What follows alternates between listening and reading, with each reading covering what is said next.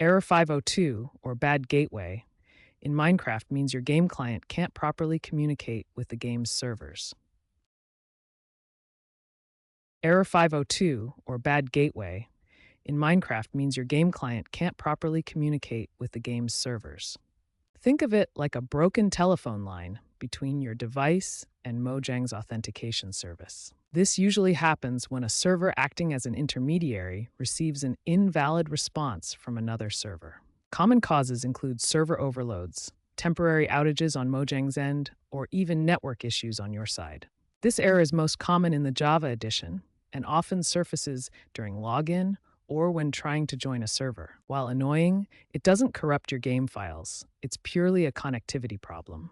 First, the simplest fix. Restart your game and device. This resolves many temporary connection glitches.